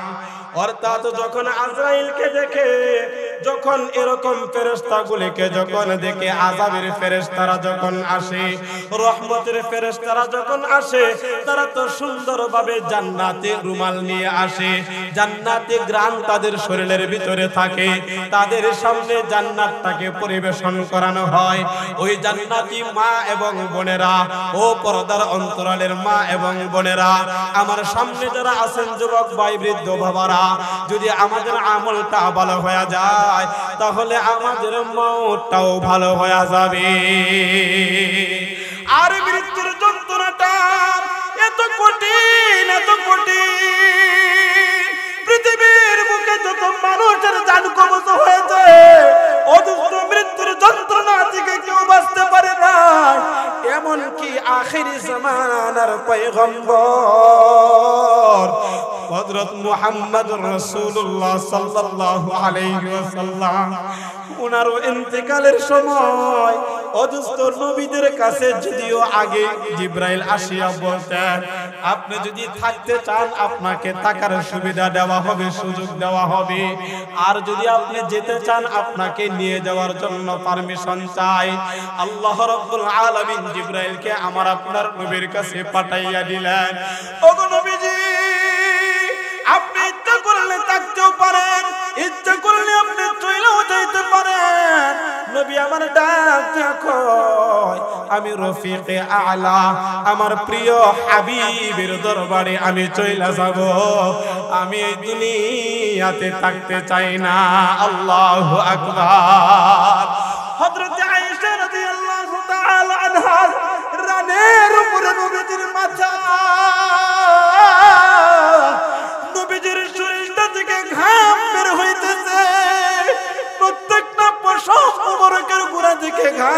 বের হইতেছে।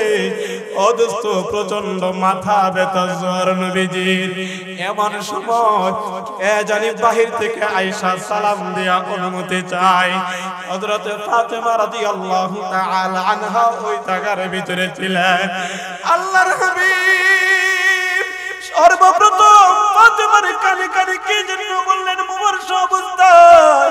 হযরত ফাতেমা রাদিয়াল্লাহু তাআলা আনহা একটা মুস্কি হাসি মারলেন। আবার না প্রথম যখন বললেন তখন তিনি কাঁদিয়া দিলেন। আবার দ্বিতীয়বার কানটাকে আনিয়া কি যেন নবীজি আস্তে আস্তে করিয়া বললেন। হযরত ফাতেমা রাদিয়াল্লাহু তাআলা আনহা এবার হাসিয়া দিলেন। ও দোস্ত এবার নবীজি বলতে লাগলেন, ও ফাতেমা কে জানি অনুমতি চাই, অনুমতি চাই। এই কথাটা হযরত আয়েশা রাদিয়াল্লাহু তাআলা আনহা হযরত ফাতেমাকে জিজ্ঞাসা করেছিল। ও ফাতেমা, আল্লাহর নবীজি ইন্তেকালের সময় তোমার কানে কানে কি যেন বলছিল, তুমি কাঁদিয়া দিলা। আবার কি জন্য একটু করে বললো, তুমি আবার হাসিয়া দিলা। ফাতেমা রাদিয়াল্লাহু তাআলা আনহা বলেন, ওগো আম্মা জান আয়েশা, আমার আব্বা জান সেই দিন বলছিলেন সর্বপ্রথম, ও ফাতেমা আমার এখন এই যে সময় হয়ে গেছে, আমার এখন মওত হয়ে যাবে, মৃত্যু আসিয়া গেছে, আজরাইল আমার কাছে অনুমতি চাইতেছে। এই কথাটা শুনিয়া ফাতেমা বলেন, আমার আব্বার ইন্তেকাল হয়ে যাবে। কথাটা শুনিয়া আর আমি সহ্য করতে পারি নাই, আমি কাঁদিয়া দিলাম। আবার কিছুক্ষণ পর নবীজি আমার কান্না দেখিয়া কানে কানের মধ্যে আসিয়া বলে, ও ফাতেমা তুমি হইলে আমার কলিজার টুকরা ফাতেমা, তুমি কাঁদছো কেন, তুমি কাঁদছো কেন, তুমি কাঁদছো না। তোমার আব্বা যদি আজকে চলে যায়, তোমার আব্বার ইন্তেকালের কিছুদিন পর সর্বপ্রথম তুমি ফাতেমার সাথে আমার সাক্ষাৎ হইবে। এই কথাটা শুনিয়া হযরত ফাতেমা রাদিয়াল্লাহু তাআলা আনহা একটা মুস্কি হাসি দিলেন। হযরত ফাতেমা রাদিয়াল্লাহু তাআলা আনহা বলেন, আব্বা জান বাহির থেকে কে যেন সালাম দেয়, কে যেন অনুমতি চায়। নবীজি বলেন, তুমি দরজাটা খুলো। ফাতেমা বলে, দরজা খুলবো না, দরজা খুলবো না। আল্লাহর নবীজি বলেন, ফাতেমা দরজা না খুললেও তিনি আমার ঘরে প্রবেশ করতে পারবেন, কিন্তু আমার সম্মানার্থে আল্লাহ তাআলা অনুমতিটা এটা দিয়েছেন। তারা অনুমতি ব্যতীত নবীদের ঘরে তারা প্রবেশ করে না, নবীদের জান তারা অনুমতি ব্যতীত তারা কবজ করে না। ও ফাতেমা যিনি আছে, তুমি দরজাটা খুলিয়া দেখো। হযরত ফাতেমা রাদিয়াল্লাহু তাআলা আনহা দরজাটা খুলিয়া তাকাই একটা চিৎকার মারলেন, আব্বা জান এটা তো দুনিয়ার কোন মানুষ না, দুনিয়ার এটা কেউ না। আর দুইটা পা জমিনের মধ্যে, আর তার মাথাটা যেন আসমানের মধ্যে লাগিয়াছে। ও আব্বা জান দরজার সাথে সাথে লাগাইয়া দিল। নবী আমার বলেন, ফাতেমা আটকাইতে পারবা না, আটকাইতে পারবা না, দরজাটা খুলিয়া দাও।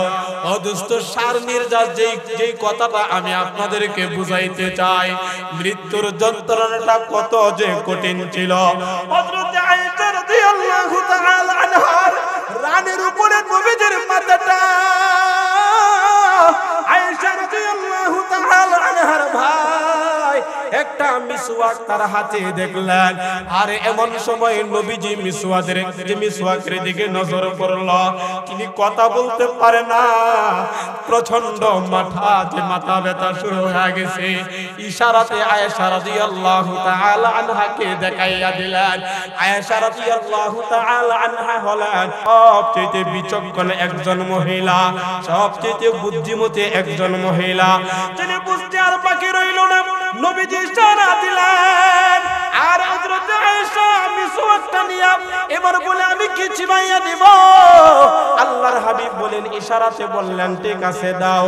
হযরত আয়েশা রাদিয়াল্লাহু তাআলা আনহা মিসওয়াকটা নিয়া এবার নিজে নিজে চিবাইয়া মিসওয়াকের যে শক্ত অংশটা এটা নরম করিয়া আবার নবীজির মুখের মধ্যে তুলিয়া দিলেন। নবীজি সর্বশেষ মিসওয়াক করলেন। ও দোস্ত, এই কারণে আলেম উলামাগণ এবং ফতোয়ার কিতাব, তাফসীরের কিতাব, হাদিসের যত কিতাবগুলি আছে মিসওয়াকের জন্য অনেক তাকিদ দেওয়া হয়। যারা নিয়মিত মিসওয়াক করে তাদের মওতের সময় কালিমা নসিব হয়। বলেন না সুবহানাল্লাহ। এই জন্য আমার ভাই মিসওয়াকের একটা আমল পুরুষরাও করবেন, পর্দার অন্তরালের মা বোনেরা আপনারাও করবেন। আল্লাহর হাবিব বলেন, ও আয়েশা, মৃত্যুর যন্ত্রণা বড়ই কঠিন একটা যন্ত্রণা। হযরত ফাতেমা কান্দে, আব্বা আপনার তো মনে হয় অনেক কষ্ট হইতেছে। নবীজি বলেন, ফাতেমা এটা এমন একটা জিনিস, এই মৃত্যুর যন্ত্রণা থেকে কেউ রেহাই পাবে না, কেউ রেহাই পাবে না। তবে শুনিয়া রাখো, তোমার আব্বার কষ্টের দিন আজকেই শেষ, এখনই শেষ। এরপর থেকে তোমার আব্বা আর কোনো কষ্ট ভোগ করবে না। চিল্লায়া বলেন না আল্লাহু আকবার। আল্লাহ রাব্বুল আলামিন বলেন, ও দোস্ত, নেককারের যে জানটা কবজ করা হয় তখন রহমতের ফেরেশতারা আসিয়া আনন্দ ফুর্তিতে জান্নাতের বাগানগুলি দেখায়, হুর গিলমানগুলি দেখায়। ওইগুলি দেখতে দেখতে আল্লাহ ওয়ালারা হাসতে হাসতে কালিমা পড়তে পড়তে তাদের মরণ হয়ে যায়। আর জালিম যারা আছে, জালিম পাপী যারা আছে তাদের বিষয়ে সূরা আনআমের ভিতরে আল্লাহ রাব্বুল আলামিন বলেন, আল-ইয়াওমা তুজজাউনা আযাবাল হুনি বিমা কুনতুম তাকুলুনা আলাল্লাহি গায়রাল হক ওয়া কুনতুম আন আয়াতিহি তাস্তাকবিরুন। আল্লাহ রাব্বুল আলামিন নবীজিকে উদ্দেশ্য করিয়া বলেন, ওয়ালাউ তারা ইযিল যালিমুন ফি গামারাতিল মাউত ওয়াল মালাইকাতু বাসিতু আইদিহিম। আল্লাহর নবীজিকে বলেন, নবী গো, জালেমদের জান কবজটা যেভাবে করা হয় আপনি যদি দেখতেন, আপনি বর্ণনা করিয়া দেন। ফি গামারাতিল মাউত ওয়াল মালাইকাতু বাসিতু আইদিহিম। এই বদকার ফেরেশতারা যখন আসে, জাহান্নামীদের ফেরেশতারা যখন আসে, তাদের চেহারা সুরত দেখলে মানুষগুলি কলিজা ফাটিয়া মরিয়া যায়। এরপরেও এই আযাবী জাহান্নামী ফেরেশতারা এত ভয়ঙ্কর রূপ ধারণ করে, আর পাপিষ্ঠ এই পাপিষ্ঠর সামনে আইসা তখন বলতে থাকে, আখরিজু আনফুসাকুম। হে নালায়েক, হে বদকার, হে আল্লাহর দুশমন, হে নবীজির দুশমন, আখরিজু আনফুসাকুম, তোরা তোদের রূহটা বাহির করিয়া দে, তোদের জানটা আমার হাতে দিয়া দে।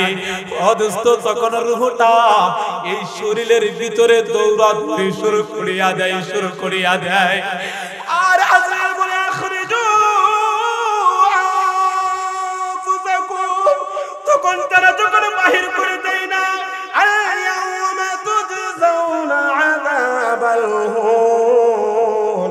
আয়াতের তাফসীরের ভিতরে হাদিস দ্বারা বর্ণনা করেন, এই যে ফেরেশতাদের হাতের নখগুলি এক একটা বড় বড় হয়ে যাবে। এমন বড় বড় নখ, এত ধারালো নখ, চেহারার আকৃতিটা হবে আরো ভয়ঙ্কর। ও দোস্ত, শিওরের মধ্যে এই মৃত্যুর যন্ত্রণায় যে মানুষটা কাতরায়, তার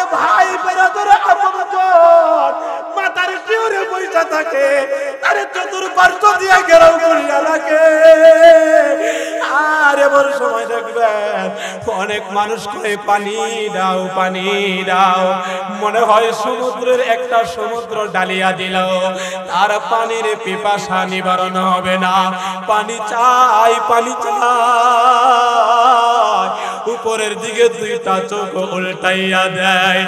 অনেকের জিহ্বাটা বাহির হইয়া যায়, অনেকে আবার প্রস্রাব করিয়া দেয়, অনেকে আবার পায়খানাও করিয়া দেয়। অর্থাৎ আজরাইল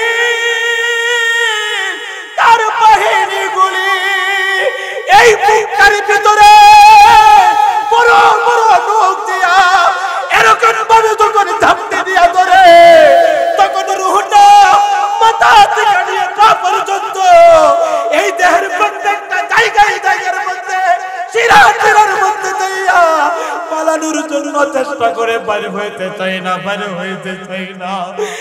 আর এই ওটার ভিতরে হাতটা ঢুকাইয়া এই আযাবের ফেরেশতা যখন টান দেয়, শরীরের যত রোগগুলি আছে, শরীরের যত শাখা আর প্রশাখাগুলি আছে, প্রত্যেকটা রক্তস্রাব করিয়া ছিঁড়িয়া যায়, প্রত্যেকটা রক্তস্রাব করিয়া ছিঁড়িয়া যায়। এই দেহ নরমাল হয়ে যায়।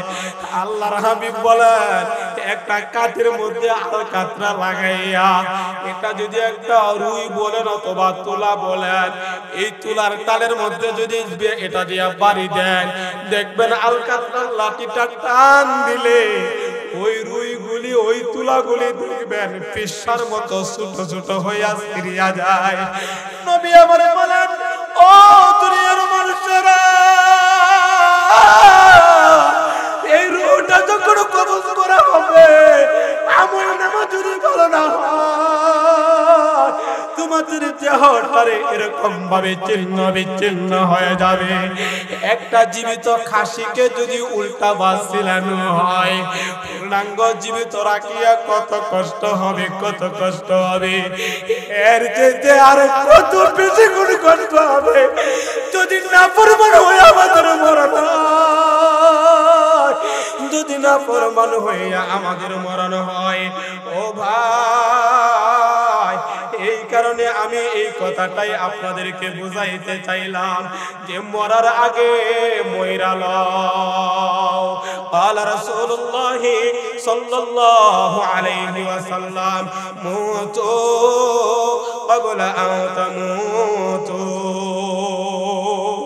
আল্লাহর হাবিব বলেন, ও দুনিয়ার মানুষেরা, তোমরা মরার আগে মরো। মরার আগে মরো বলতে এটা কি বুঝায়? অর্থাৎ মরার আগে একটু মরার জন্য মুরাকাবা করো। তার কারণ হলো, কুল ইন্নাল মাউতাল্লাযী তাফিরুনা মিনহু ফা ইন্নাহু মুলাকীকুম থুম্মা তুরাদ্দুনা ইলা আলিমিল গায়ব ওয়াশ-শাহাদাতি ফায়ুনাব্বিউকুম বিমা কুনতুম তা'মালুন। যতই পালাও, যতই পালাও, পাথরের ভিতরে পালাও, সমুদ্রের ভিতরে যাইয়া পালাও, সাত আসমানের উপরে যাইয়া পালাও, সাত জমিনের নিচে যাইয়া যদি পালাও, এই মৃত্যুর হাত থেকে বাঁচা যাবে না। ও আমার ভাই, মতো কবলা আনকা মতো, একটু সামান্য পরিমাণ কষ্ট হইতেছে আপনাদের? হ্যাঁ, কষ্ট হইতেছে একটু। আমি তো আউট কোনো কিসসা কাহিনী না, কুরআন শরীফের আয়াতের তরজমাগুলি সামান্য একটু একটু আলাদা কথাগুলি বইলা বইলা আপনাদেরকে হাদিস থেকে বুঝাইতেছি। সর্বশেষ যে মুতু কবলা আনতা মুতু, মরার আগে মরো, মরার আগে মরো। মরার আগে কেমনে মরবেন? ও বন্ধু, মরার আগে কেমনে মরবেন? আল্লাহর হাবিব বলেন, মরার আগে মরার জন্য মুরাকাবা করো। এই জায়গার মধ্যে বসিয়া, এখন রাত্র প্রায় 12টাও বাজে নাই, এখন একটু বসিয়া বসিয়া চিন্তা করে, আমার এই 50 বছরের হায়াত পাইলাম, এই হায়াত পাইয়া দুনিয়া কামাই করার জন্য বাড়ি করব, গাড়ি করব, আমি আমার সম্পত্তি করব, আমি আমার বংশের আমি বিস্তার করব, আমার ক্ষমতা হবে, এই হবে, সেই হবে। একটাবার চিন্তা করে দেখলেন না দুনিয়াতে কত ক্ষমতা পায়, তারা কেউ দুনিয়াতে থাকতে পারে না। আপনি কার জন্য কি করলেন?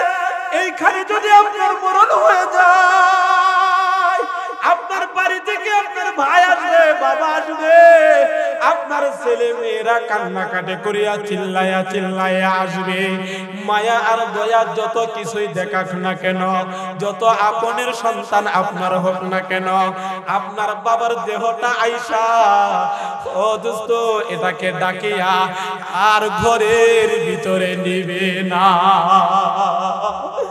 আপনি যে ঘরের জন্য, আপনি যে বিল্ডিংটা বাঁধার জন্য চুরি করেছেন, আপনি যে বিল্ডিংটা বাঁধার জন্য হালাল হারামের দিকে তাকান নাই, আপনি সম্পত্তি করার জন্য আল্লাহর কত নাফরমানি আপনি করলেন, এই বিল্ডিং এর ভিতরে আপনার সন্তানগুলি আপনারে নিবে না। বাড়ির সামনে নিয়া, ঘরের সামনে নিয়া শুয়াইয়া রাখবে, মাইকে এলান হবে, বাড়িওয়ালার নাই রে বাড়ি, নাই রে দুনিয়াতে, বাড়িওয়ালা নাই রে বাড়ি, নাই রে দুনিয়াতে। বাড়ি গাড়ি মিল ফ্যাক্টরি টাকার পাহাড়, বিলাসিতাই কাটাইয়াছ কতই অহংকার, সুতোই টানে দিলে মালিক,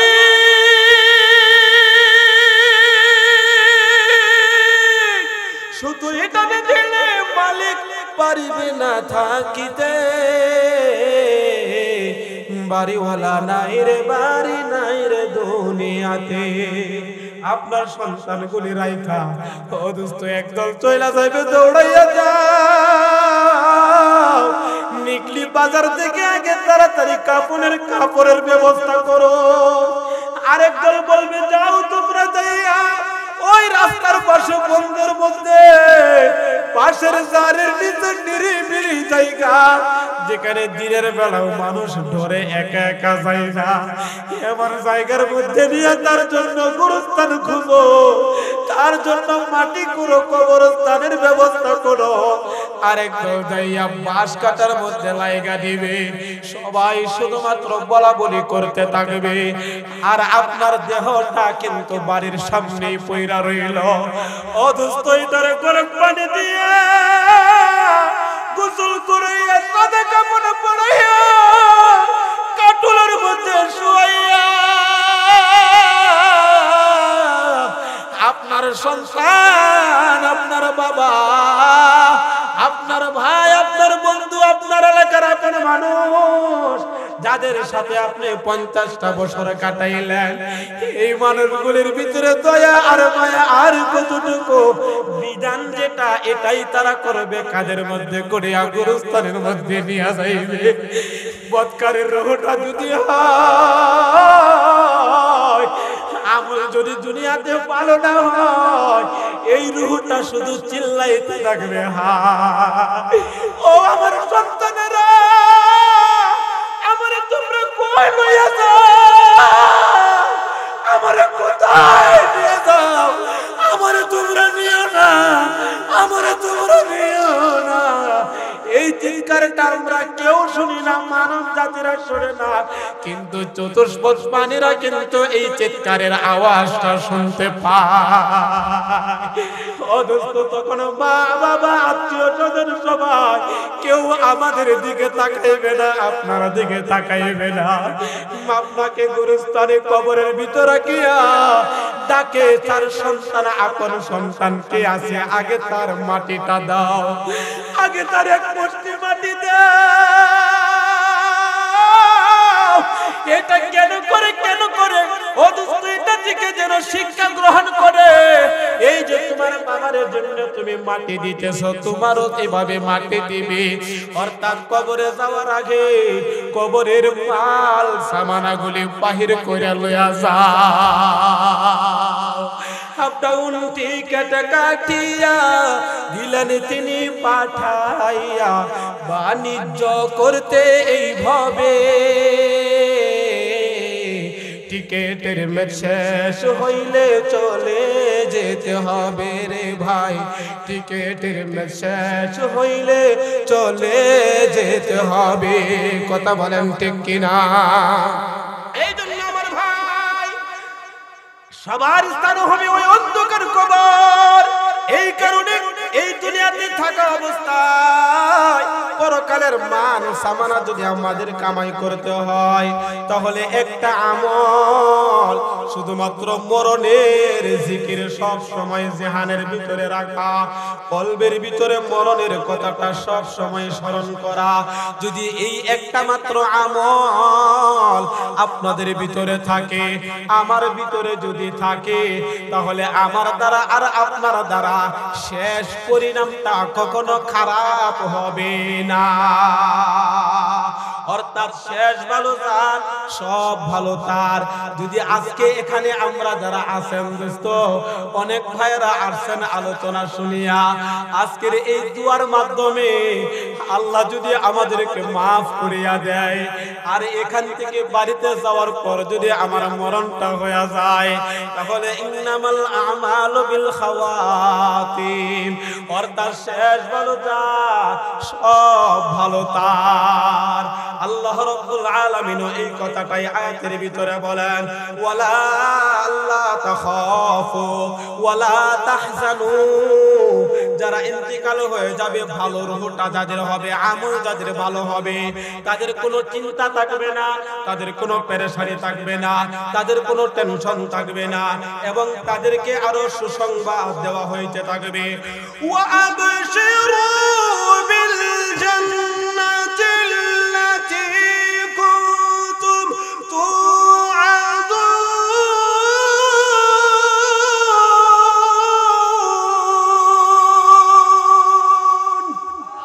তখন ফেরেশতারা বলতে থাকবে ও দুনিয়ার মানুষ তোমরা চিন্তা করিও না টেনশন করিও না আমরা দুনিয়াতে তোমাদের সাথে ছিলাম এখনো আমরা তোমাদের সাথে থাকব কবরের জগতেও আমরা থাকব হাসরের ময়দানেও আমরা থাকব তোমাদেরকে জান্নাতের ভিতরে পৌঁছাইয়া দেওয়া দায়িত্ব হইল আমাদের চিল্লা বলেন না সুবহানাল্লাহ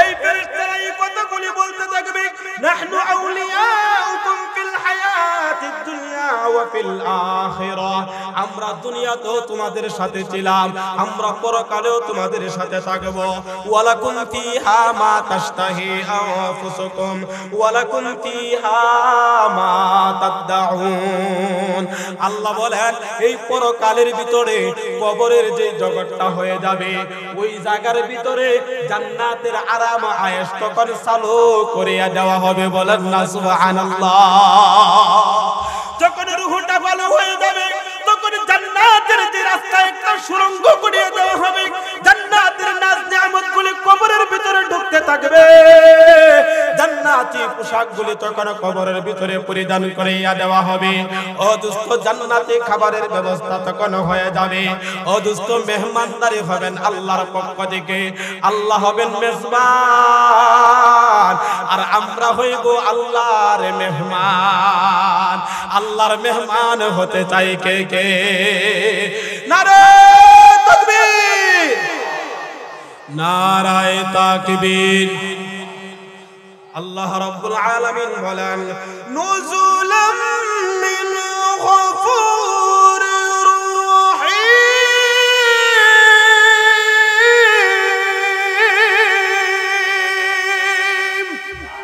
আল্লাহ বলেন সেই দিন আমার পক্ষ থেকে আমি মেহমানদারি করব গফুরুর রহিম আমার ক্ষমা আর দয়ার দ্বারা অর্থাৎ আমি তোমাদেরকে মাফ করিয়া দিব বলেন সুবহানাল্লাহ তাহলে আলোচনার শুরুটা ছিল শেষ ভালো জাত সবাই কয় না শেষ ভালো জাত সব ভালো তার এই জন্য যুবক ভাইয়েরা যারা এত কষ্ট করে এখন শোয়া থেকে উইটা আসতেছেন, আমার ভাই প্রত্যেকটা কাজ করার সময় এই জিনিসটাই দিলের ভিতরে ভাববেন, এটাই মনে হয় আমার জীবনের সর্বশেষ কাজ। ও পর্দার অন্তরালের মা,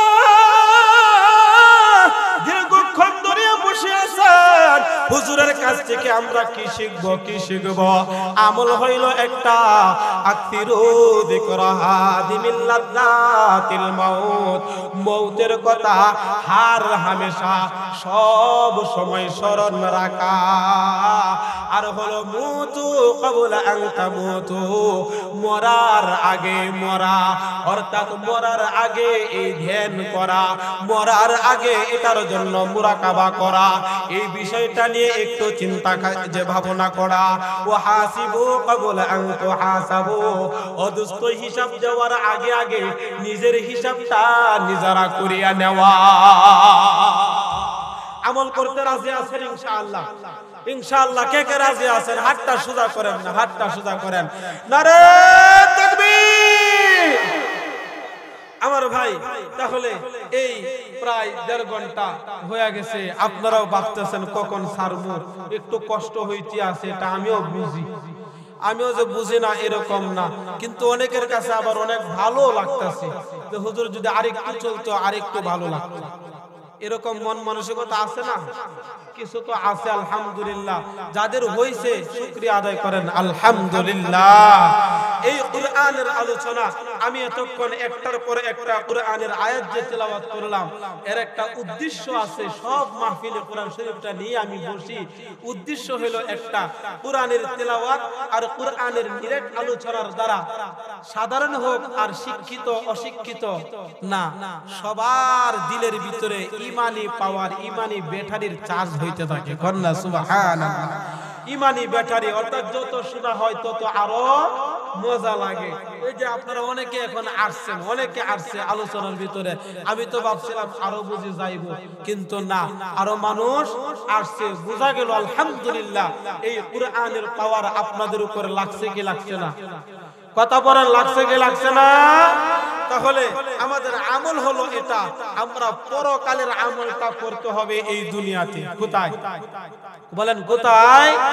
আল্লাহকে রাজি খুশি করে আমাদের দুনিয়া থেকে যাইতে হবে। কারণ আল্লাহ বলে দিয়েছেন, বাল তু'থিরুনাল হায়াতাদ দুনিয়া ওয়াল আখিরাতু খায়রুন ওয়া আবকা।